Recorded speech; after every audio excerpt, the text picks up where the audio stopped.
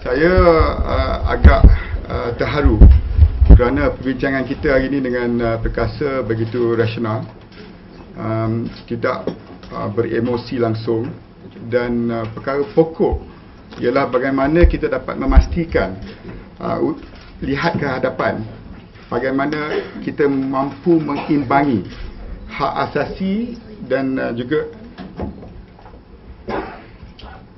isu-isu yang berhubung kait dengan keselamatan negara. Dan ianya tidak berkisar kepada Akta ISA sahaja, kerana 2 tahun lepas pun dalam kita nak melihat kepada pindaan ISA, perkara-perkara pokok berhubung kait dengan tempoh tahanan, berhubung kait dengan hak mereka yang ditahan, semua itu dah diambil kira. Dan dalam konteks akta yang akan dibentangkan, ianya akan mengambil kira pandangan-pandangan yang telah pun diluahkan melalui memorandum yang diserahkan pada hari ini. Akta-akta yang sekarang ini dilihat mungkin tak relevan lagi. Akta buang negeri, akta restricted residence, akta kediaman terhad, semua itu menjurus kepada transformasi yang dibawa oleh Datuk Seri Najib, mulai dengan Government Transformation Program, ETP, dan sekarangnya PTP. Dan kesinambungan proses itu penting kerana dalam konteks dunia yang sekarang ni berada dalam lanskap yang berubah, undang-undang kita mestilah dinamik, tetapi jangan sehingga ianya menjejaskan ketenteraman dan keselamatan negara dan rakyat jelata. No, I'm meeting all the groups. Yes. Not only just Perkasa. In fact, I was in Negeri Sembilan. I'll be in Penang on Sunday. And we've been engaging the Bar Council when we were looking at the amendments. So it's not anything peculiar about meeting Perkasa. But I felt that it is important that Perkasa understands where we are going forward, what is our content and what we are striving for. Perkasa juga menyampaikan pandangan, iaitu soal keselamatan tidak boleh dikompromikan. Isu keselamatan mesti mengatasi isu hak asasi manusia. Isu keselamatan mesti mengatasi hak bersuara ataupun kebebasan, ada batas-batasnya.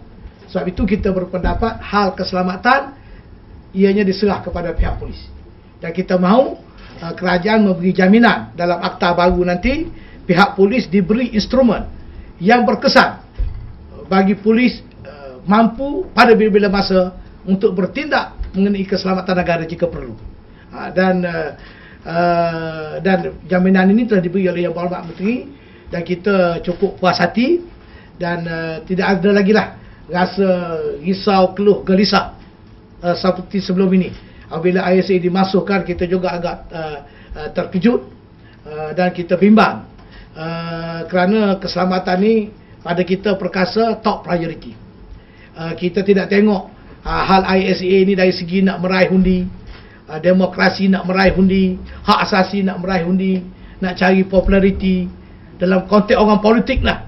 Tetapi pada kita yang penting, security is the most important agenda of the country. Pihak rakyat pun Perkasa menyeru supaya jangan kita terlalu emosi dengan hak asasi, terlalu emosi dengan kebebasan. Sebab kalau terlalu bebas, berlaku hara seperti negara-negara lain, hak asasi pun tak ada, demokrasi pun tak ada, pilihan raya pun tak ada. Akhirnya sekali, tengok seperti 13 Mei, wujudlah darurat. Mahu kita itu. Ini yang Perkasa nak elakkan. Polis mesti appear in this jawatankuasa. So jawatankuasa ini deliberate dengan presentation oleh polis in camera. Then this jawatankuasa checked by somebody, among them, and they decide, okay, further detention 2 years. Go to the cabinet. Ini termasuk dalam memorandum? Ini Perkasa cadang begitu. Sebab kita tak percaya bahawa proses dari mahkamah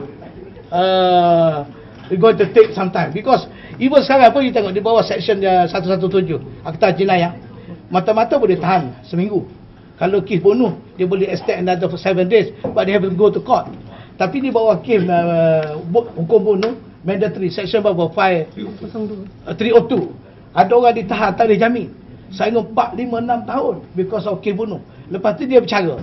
After 6 years, 7 years, dia acquitted, dia tak salah. Orang ni dah 6 tahun dah dalam jail. So kalau kita nak cakap soal hak asasi, so where do we stand on this matters? Ini berlaku. Kalau dia dapati bersalah tak apa. And then kita kena ingat, kita dah sebut 60 hari lama pada setengah orang. Pada saya tidak. If you ask me personally, I've been detained twice. Because lama ke 60 hari bagi polis nak siasat seseorang yang buat salah. Katakanlah contoh komunis yang nak menghuru-harakan negara. Is it long? Ini yang mengenai dengan kepentingan negara. Individu tadi pun ditahan beberapa tahun. Yang saya sebut tadi bawah kanun jenayah. So apa yang sangat kita nak bising? Jadi kita lihat dari segi sudut itu. That is what we look lah as far as perkasa is concerned. Matters of security tidak boleh ditentu oleh seorang. Sebab itu saya kata sekarang ni ditubuh jawatan kuasa, faham tak? Committee, high power committee. After they were arrest, after the investigation settled, then the police thought this fellow is still dangerous to the country, so they have to be detained.